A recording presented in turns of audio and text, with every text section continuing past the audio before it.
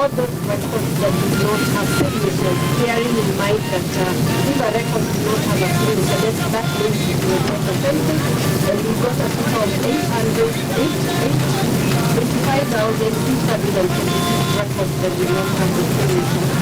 Then the second step was to look at those records that do not have ID numbers or passport numbers, and we got 84,552 records that did not have ID numbers or passport numbers. And from there, we looked at records that lacked either signatures. These are this paper. Huh? Oh, you want us to come and sit here? Fine, no problem. Come here.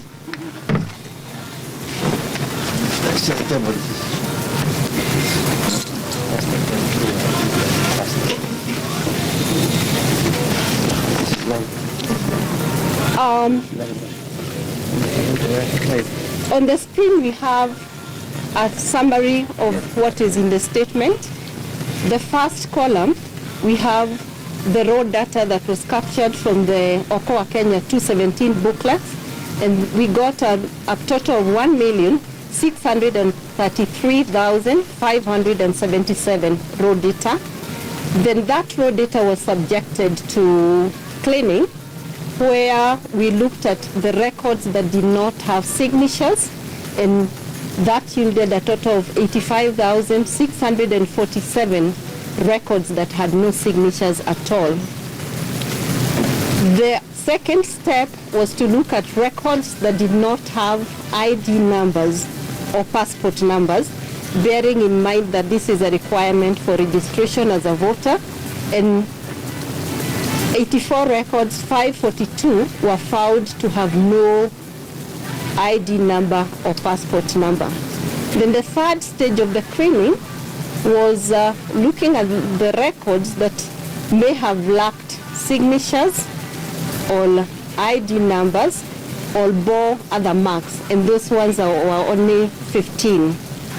Then the fourth stage of the cleaning of the data was to remove records that lacked the ID number or passport number as well as the signature, and we got 243,110 records that did not have either ID or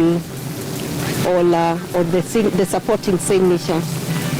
We also did have booklets that had empty records. That means in the booklet it was serialized, but the record was blank, and the blank ones were 9,556.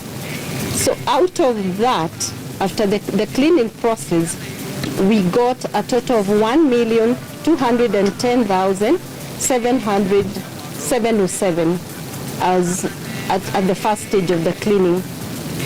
And this is the data that was subjected to further analysis, and the further analysis of the 1.2 million involved removing invalid records.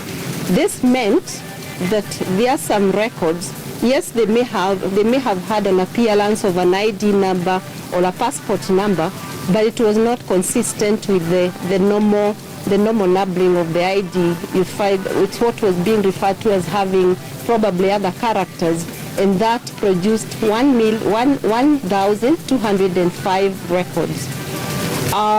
Then the second part, we got 124,601, and these are records of people who are found not to be in the register of voters at all. And when we add the invalid records, they came to a total of 1,084,901. 1,084,901. So that means when this was matched with the register of voters, we had distinct records, and these are people who are found to be in the voters register, 700 728,551 clean records, people in the register. That process also yielded duplicates, that is records appearing more than once 356 and 350 records duplicates.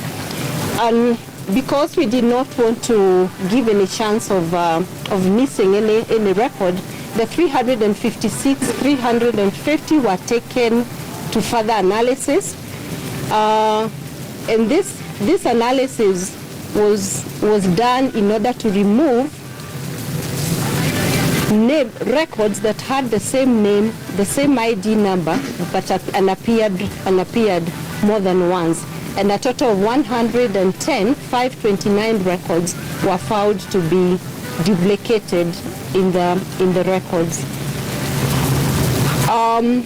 Then from there, further analysis of the duplicated records was done, and this meant we are looking at records that had ID numbers or passport numbers, but probably with different names. And we got 245,821 records where they had the same ID number or passport number, but the names were different. Out of the 245,821 records that were repeated in terms of the ID number and passport number, we took one record out of the 245, meaning 82,788 were actually treated as unique records, picking just one out of the repeated records. Then the remaining 163,033 were treated as total repetition. But again, another step of analysis was done in order, out of the 163,033, in order to get any records that may have been unique. And what we are saying here is it may have been repeated. It has the same ID number, probably the same name, and we picked one out of each of those records, so that out of the repeated 163 and 33, one record was picked and added into the clean data. And at the end of it, we remained with 80,259 records that were unmatched. And if you look at the total invalid records, it shows a total of the 110,529 plus the 124,601 that were not in the register, plus the 82,774 that were picked from the duplicates, and the 1,205, giving us a total of 300,019,109.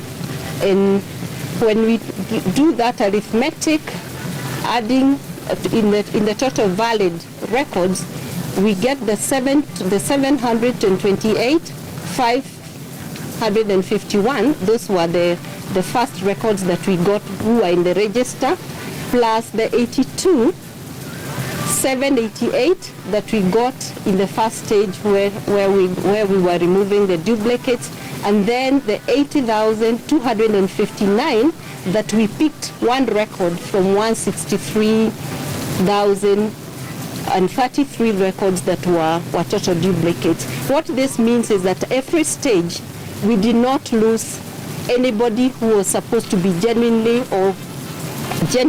in the who genuinely supported the Okoa Kenya initiative. Even those who repeated, who signed more than once, at least one record was included.